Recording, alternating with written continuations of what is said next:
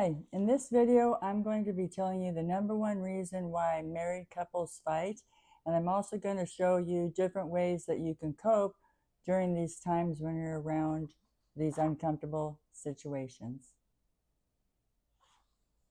Hi, my name is Rhonda, and I have been single for 11 years, and that's given me the opportunity to sit back and watch other people in their relationships and see how married people especially navigate life and navigate through their tough times and their emotions.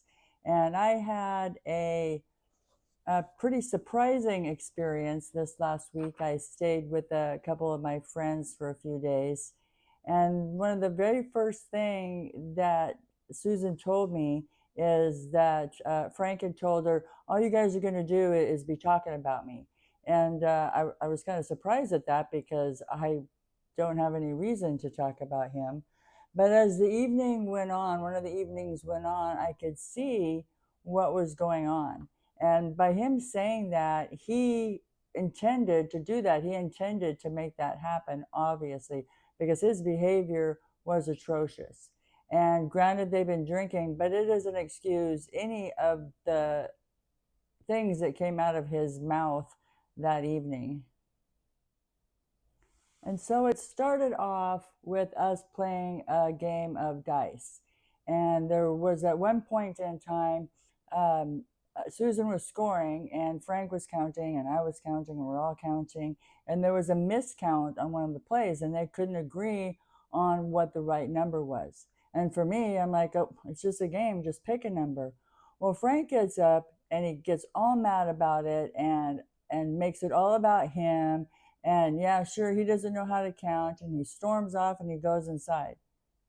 And I'm just sitting there, kind of, what do you do in situations like that? Do you intervene or just sit there? And I just sat there and watched. And Susan had told me, see, I knew he was going to behave that way, and I don't have any friends because of the way he behaves sometimes. Well, then Frank came back outside, and we were sitting outside on the patio, and he came back out, and we continued to play dice. But in the meantime, he had these outbursts of what it would seem like to be anger, that it was really anger, but that's not what I picked up on. I picked up on a little bit of frustration, but I picked up on a lot of amusement. And so it looked like to me that he was just doing these things on perfect purpose to see if he could dig and jab at her and dig and jab at her. And he kept going in and out of the house, very immature, very immature.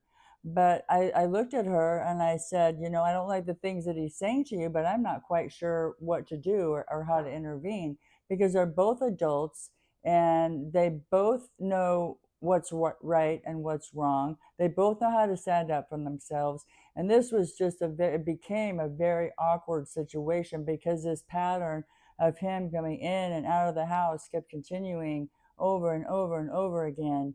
And at one point, he had, tried to make a dig at me, and I just cut him off right away. I used either sarcasm or humor, but I found myself being very calm, cool, and collected. I wasn't really provoked. I wasn't really triggered or anything.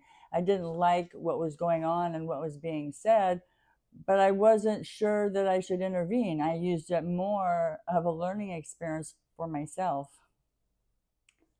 And as I sat there and watched, she really didn't say anything. She was shoving her emotions and she was trying to make it more of a comfortable situation. And like I said, it was just like a bad train wreck. All I could do was just watch the whole thing, come out and with his behavior. And I know that he seemed frustrated because she drinks too much.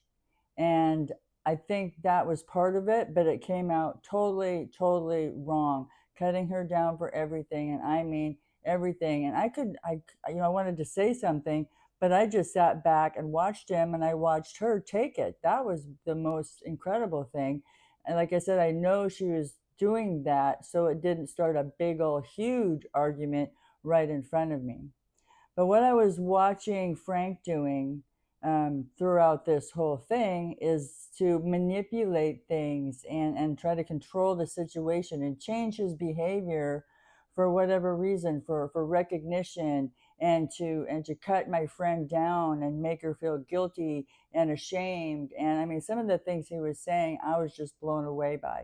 And he may have continued because I did just sit there and listen to it, but I also wanted my friend to stick up for herself in a healthy way. And I don't think that either of my friends in that situation have got emotional intelligence, because if they had emotional intelligence, especially with Frank, he would have been able to read how upset she was, and he didn't care. He just didn't care at all. He was apathetic, and he, like I said, he made it all about himself. And I'm not sure, it was Susan's own trauma and the things that had gone on in her life that she put up with it in the first place. And I think part of it is, people living in the present or not. I think what Lee was doing is he couldn't accept the facts in the present moment as his reality. So he was using his behavior to change it, to monopolize the whole thing. And it was really strange because, he went in and out and in and out and in and out. And then there was some reconciliation. And and we continued for the next couple hours playing a game and whatnot. But he always had a little snide remark here and there that he couldn't resist saying. But as as I see it, a lot of times a lot of times men are more emotionally immature than women. And when it came right down to it with Frank, it's like, and he almost said it out loud, that he's a woman hater. He hates women. And so I cannot for the life of me figure out why Susan is still with them. People say they can't stay there. They have the finances, they've got kids together or animals together. But from what I saw, and I told her too, I said, no wonder you drink so much if this is what you have to live with. And it's hard as a friend to not get involved with disputes like that. I mean, I did the best I could, but I maintain I have some emotional intelligence, and I didn't get riled up. I didn't get triggered.